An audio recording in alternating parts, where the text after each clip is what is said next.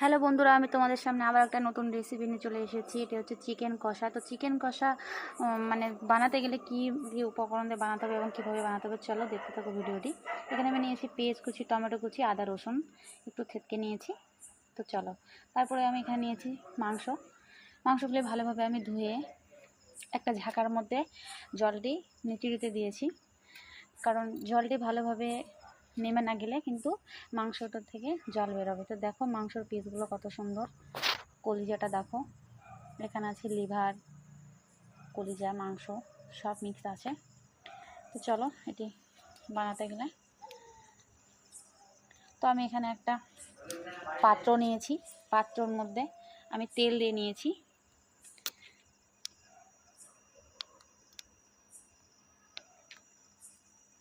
তেলটি গরম হওয়া অবধি আমাকে একটু অপেক্ষা করতে হবে।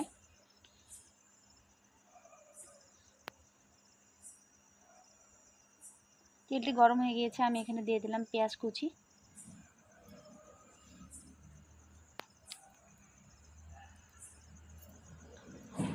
তারপরে দিয়ে নিলাম টমেটো কুচি,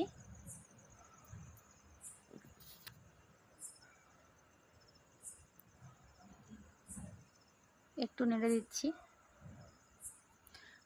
তারপরে এখানে দিয়ে নেব আদা রসুন, যে আমি একটু বেটে রেখেছিলাম এখানে। তো বন্ধুরা, আমি এখানে আদা রসুন বেটে দিয়েছি। তোমরা এখানে চাইলে আদা রসুনের পেস্টটা ব্যবহার করতে পারো, কারণ আমার হাজব্যান্ড আদা রসুনের পেস্ট দিয়ে মাংসটা বেশি পছন্দ করে না, কেন জানি না, ওকে একটা কেমন গন্ধ লাগে। তো সবাই আদা রসুনের পেস্টটা পছন্দ করে না। তো তোমরা যদি আদা রসুনের পেস্ট পছন্দ করো তাহলে আদা রসুনের পেস্ট দিবে, না হলে আমার মতো এভাবে দিবে। তো আমি এখানে অ্যাড করলাম জিরে, এখানে আছে কালো এলাচ, সাদা এলাচ, লং, ডালচিনি, দিয়ে দিলাম হলুদ, দিয়ে দিলাম লঙ্কা গুঁড়ো, দিয়ে দিলাম লবণ। তো আমি এখানে নেড়ে দিচ্ছি, না হলে আবার না নাড়লে নিচে আবার লেগে যেতে পারে। এভাবে আমি একটু নেড়ে দিচ্ছি। তারপরে আমি এখানে অ্যাড করব ধনে গুঁড়ো, গরম মশলা, চিকেন মশলা দিয়ে এবার আমি ভালোভাবে একটু কষিয়ে নিব। 1 থেকে 2 মিনিটের মতো আমি ভালোভাবে কষিয়ে নিব, যতক্ষণ না পেঁয়াজটা একটু ব্রাউন কালার হয়ে আসছে ততক্ষণ আমি একটু কষিয়ে নেব। তারপরে আমি এখানে অ্যাড করব একটু পরিমাণ জল। জলটা দেওয়ার একটাই কারণ, তাহলে একটু পেঁয়াজটা সেদ্ধ হয়ে আসবে, সেজন্য আমি এখানে একটু জলটা অ্যাড করলাম। তো জলটা দেওয়ার পরও এরকমভাবে 1 থেকে 1.5 মিনিটের মতো ভাবে একটু নেড়ে নিতে হবে। তো দেখো পেঁয়াজটা কত সুন্দর ব্রাউন কালার হয়েছে এবং সেদ্ধও হয়ে গিয়েছে।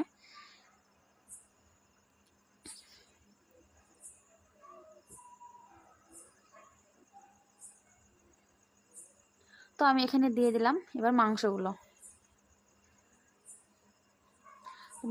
এভাবে একটু নেড়ে নিতে হবে। নেড়ে 2 থেকে 3 মিনিটের মতো এভাবে ভালো করে নেড়ে চেড়ে নিতে হবে, তাহলে তেল, মশলা টশলা যা আছে সব মাংসের মধ্যে ভালোভাবে ঢুকিয়ে যাবে। সেজন্য একটু ভালোভাবে নেড়ে নিতে হবে। 2 থেকে 3 মিনিট এভাবে একটু নেড়ে নেড়ে নিতে হবে।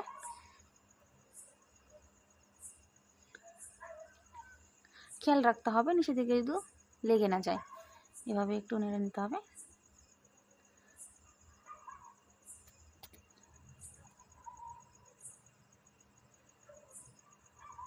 দেখো আমি 2 থেকে 3 মিনিট এভাবে একটু নেড়ে নিয়েছি।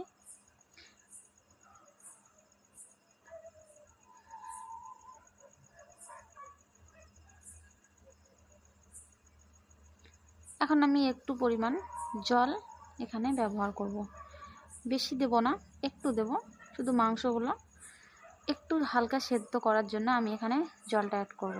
তোমরা কিন্তু এখানে বেশি জল একদমই ইউজ করবে না, ভালোভাবে পরিমাণ মতো জল ইউজ করবে।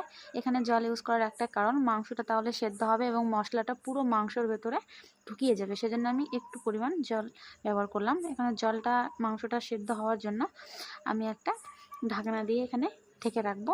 5 থেকে 7 মিনিটের মতো লাগবে, বা তারও কমও লাগতে পারে। ঢেকে দিলাম। তো মাঝখানে আমি একটু দেখে নিচ্ছি। তো দেখো জলটা এখনও টেনে যায়নি, তো আমি একটু নেড়ে দিচ্ছি উপরের মাংসগুলো, তাহলে ভেতরেতে প্রবেশ হবে। তাহলে ওপরের অংশ ওর মাংসটাতে কিন্তু বেশিভাবে মশলা ঢুকতে পারবে না, সেজন্য একটু নেড়ে দিলাম, তাহলে নিচে গিয়ে মাংসটি দিলে মশলাটা ঢুকবে। আবারও আমি ঢেকে দিচ্ছি।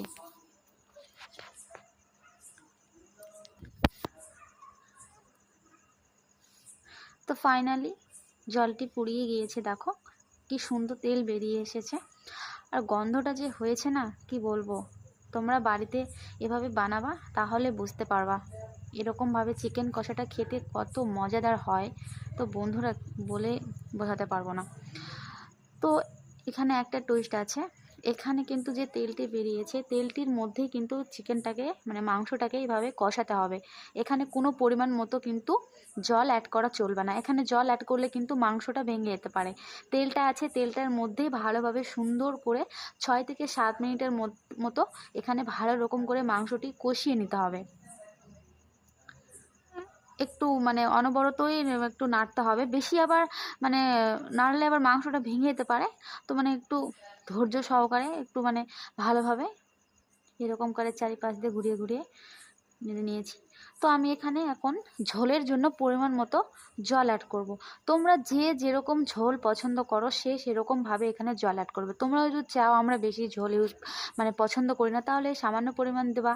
যদি কেউ বলো যে বেশি পরি, তাহলে একটু বেশি পরিমাণ দেবা। তো আমার মনে হয় চিকেন কষাতে একটু হালকা হালকা মানে ঝোল মানে তেল তেল ভাবটা একটু বেশি মজাদার হয় খেতে। তো দেখো আমি এখানে জল দিয়ে দিয়েছি। তো আমি এখানে ঢেকে রাখবো 1 থেকে 1.5 মিনিটের জন্য। তো চলো আমার চিকেন কষা দেখো রেডি। তো বন্ধুরা দেখো কত সুন্দর লাল লাল কালার এসেছে একটা, কত সুন্দর হয়েছে দেখো, জাস্ট দেখে বোঝাতে পারবো না। তো বন্ধুরা আমি কিন্তু এখানে কোনো কালারিং মানে লঙ্কা কোনো বা কাশ্মীরি লঙ্কা কোনোই কিন্তু ইউজ করিনি, তোমরা কিন্তু পুরো ভিডিওটাতে দেখলে। তো আমি শুধু এখানে ঘরে তৈরি করায় শুকনো লঙ্কাই ব্যবহার করেছি, সব ঘরে তৈরি করা মশলাই আমি ব্যবহার করেছি। তো দেখো কত সুন্দর হয়েছে দেখো। তো বন্ধুরা আমার এই ভিডিওটি যদি ভালো লেগে থাকে তাহলে প্লিজ বন্ধুরা একটা তো লাইক অবশ্যই করবে, কারণ আমি এত কষ্ট করে তোমাদের জন্য ভিডিওটি বানালাম। তো বন্ধুরা আমার চ্যানেলে যদি নতুন থাকো তাহলে প্লিজ সাবস্ক্রাইব করবে এবং বেল বাটনটা অন করে দিবেন, তাহলে